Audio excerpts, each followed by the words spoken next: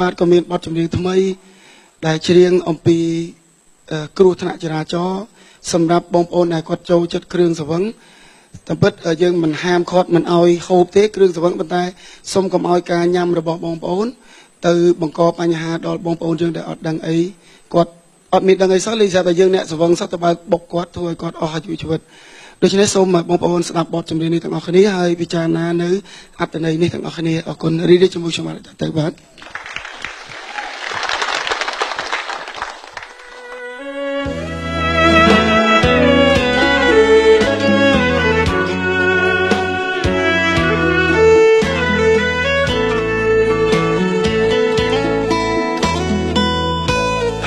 គ្រឿងស្រវឹង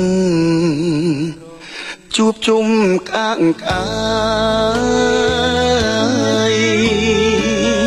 ក្រោយបានសប្បាយបើកបោធ្វើអ្វី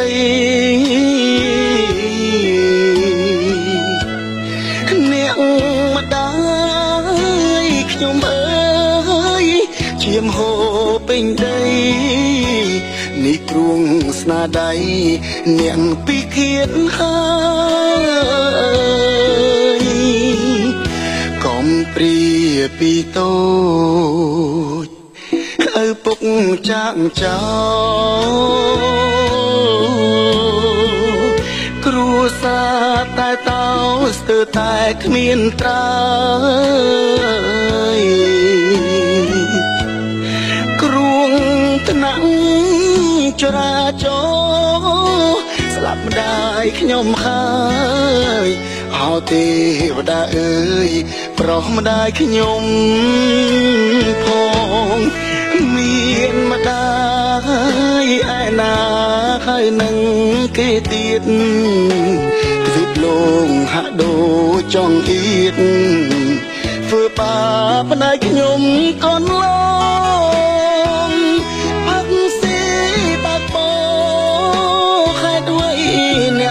គិត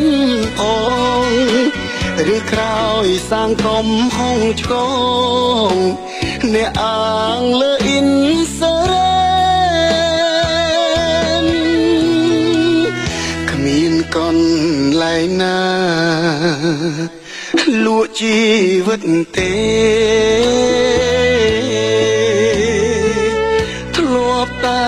ឃើញគេស្លុតចិត្តមែនតែថ្ងៃនេះទុកធំទ្រង់ខ្ញុំទាំងណានគ្រួសារចំបែងម្ដាយខ្ញុំស្លាប់ហើយ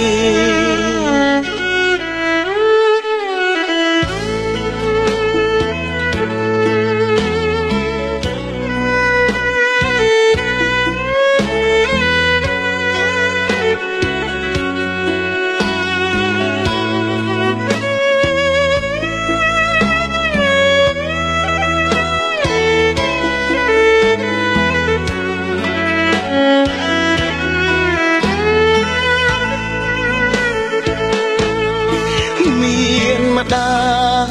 យឯណាហើយនឹងគេទៀតទ្វីបលងហាក់ដូចចង់អៀតធ្វើបាបម្ដាយខ្ញុំកូនឡងផឹកស៊ីបាក់បោខែด้วยអ្នកមិនគិតផងឬក្រោយសាងក្រុមហងឆ្កងអ្នកអាងលើអ៊ីនសរ៉ែ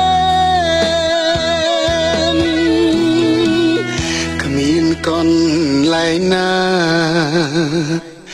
លក់ជីវិតទេធ្លាប់តែឃើញគេស្លុតចិត្តមែនតែថ្ងៃនេះទុកធំទ្រង់ខ្ញុំទាំងណា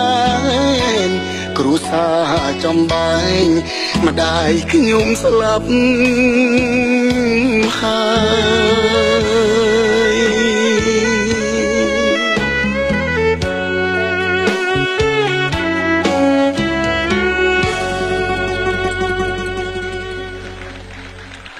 អរគុណបាទ ចាអរគុណជំរាបសួរបងអូនខេមសុខសប្បាយបងអូនបែកគ្នាយូរឆ្នាំណាចាឃើញថាបងអូនឥឡូវមានភាពល្បីល្បាញច្រើនទទួលនៅភាពជោគជ័យខាងផ្នែកវិស័យសិល្បៈអរគុណដែលបងអូនដែលបានលើកយកនៅបទគ្រោះថ្នាក់ចរាចរណ៍នេះចាបកស្រាយជូនដល់បងប្អូនប្រជាពលរដ្ឋខ្មែររបស់យើងលោកបានទទួលជ្រាបហើយទទួលជ្រាបពីអត្ថន័យនេះយ៉ាងច្បាស់ដូច្នេះមានតែយើងទាំងអស់គ្នាទេចូលរួមចំណែកធ្វើយ៉ាងណា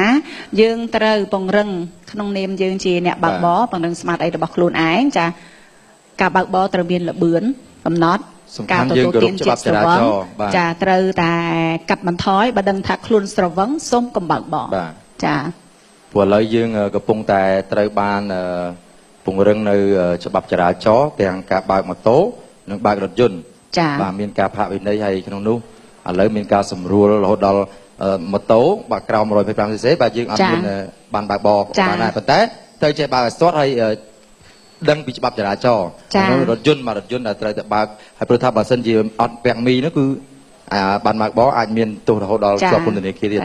មានអ្វីចូលរួមចំណែកចាឲ្យផ្ដាំផ្ញើដល់យុវវ័យរបស់យើងទាំងអស់គ្នាចាបងអូនអរគុណមូលហេតុដែលខ្ញុំបាទយកបទនេះមកបកស្រាយពីថា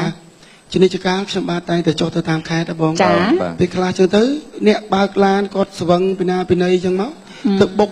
អ៊ំអ្នកលក់បន្លែអត់ដឹងអីសោះគាត់ងើបពីម៉ោង4ម៉ោង5ទៅលក់បន្លែហើយយើងគិតថាកូនគាត់កំពុងគេងចាំនៅក្នុងមុងសេបបាយត្រូវស្លាប់ដោយសារការពិសាស្រាដោយគ្មានកំណត់ខ្លួនឯងដូច្នេះខ្ញុំមិនចង់ជ្រៀងលើកទឹកចិត្តទេខ្ញុំចង់ជ្រៀងស្ដីឲ្យអ្នកដែលផឹកអត់ចេះគិតនឹងតែម្ដងចាយើងក៏ផឹកដែរណាប៉ុន្តែផឹកគេតែផឹកគេចេះគិតណាចាហើយខ្ញុំបាទមិនជ្រៀងលើកទឹកចិត្តអ្នកផឹកទេណាជ្រៀងស្ដីឲ្យអ្នកផឹកសំបីតែខ្ញុំបាទក៏ជាអ្នកជំនាញម្នាក់ក៏ចេះញ៉ាំដែរប៉ុន្តែការញ៉ាំនោះត្រូវឲ្យមានកំណត់មានការកំណត់របស់ឥឡូវចេះទៅអ្នកបើករថយន្តដែលគាត់ចូលចិត្តថាភាសាស្រារថយន្តធំៗជួនកាលគាត់ដាក់បន្តិចទៅគាត់បើកទៅវាលុះដូរមកបកាសចឹងទៅដូរមកបកាសទៅបើសិនជាយើងគិតថាងួយគេអីចឹងបកាសមកកំប៉ុងពីកំប៉ុងទៅបាត់ក៏ពិតនៅក្នុងឡាននោះមានបកាសរហូតខ្ញុំបាទបើកឡានពេលយប់ដូច្នេះបងប្អូនដែលហូបគ្រឿងស្រវឹងហូបបានប៉ុន្តែបើសិនតែដឹងខ្លួនឯងស្រវឹងហើយឲ្យអ្នកផ្សេងបើកទៅចាត្រូវហើយអ្នកគាត់អត់ដឹងខ្លួនឯងស្រវឹងទេអត់ដឹងទេអត់ទេចង្ការពេលខ្លះជាតិស្រវឹងហ្នឹងពេលយើងពងអង្គុយញ៉ាំអត់អីណាចាដល់ពេលយើងក្រោកឈរប្រហែលជាកន្លះម៉ោងទៅបើកឡានបានអាជាតិស្រវឹងវាចាប់ផ្ដើមវាយលុកអញ្ចឹងបានយើងដឹងថាយើងស្រវឹងខ្ញុំធ្លាប់ឃើញនៅអូស្ត្រាលីពេលអង្គុយអត់តន់ដឹងទេណាធ្លាប់ឃើញនៅអូស្ត្រាលីមានមិត្តភក្តិខ្ញុំម្នាក់គាត់ថាធ្លាប់បើកណាអញ្ចឹងគេផាវាមានអំពងមួយនៅក្នុងឡានហ្មងមុនបើកឡានវាផ្លុំសិនចាផ្លុំតែអាកុលវាខ្លាំងអាដាក់ឡានហ្នឹងដេកអត់ឆេះហ្មងចាអ្នកធ្លាប់មានស្នាមហ្នឹងចាបើអញ្ចឹងទៅដើម្បីកាត់បន្ថយទាំងអស់គ្នាគួរណាតែមានប្រដាប់ផ្លុំខ្លួនឯងផ្ទាល់រៀងខ្លួនណាយើងផ្លុំទៅគឺឡានហ្នឹងគប់ពេហ្មងចាចាអរគុណដែលបងអូនបានចូលរួមចំណែកបកស្រាយនៅបទចម្រៀងនេះអរគុណអ្នកនិពន្ធនៃបទចម្រៀងនេះដែលនិយាយអំពីគ្រោះថ្នាក់ចរាចរណ៍ហើយយើងទាំងអស់គ្នាត្រូវតែចូលរួមចំណែកទាំងអស់គ្នាចាចាហើយបទនេះជាបទថ្មីបងចានិពន្ធឲ្យបងប្រុសយើងទៅស្រង់មេឌីថ្មីទាំងអស់អត់មានចាអរគុណវគ្គក្រោយជួបគ្នាបទក្រោយទៀតណាអរគុណតែជិះខែមកនេះបាទចា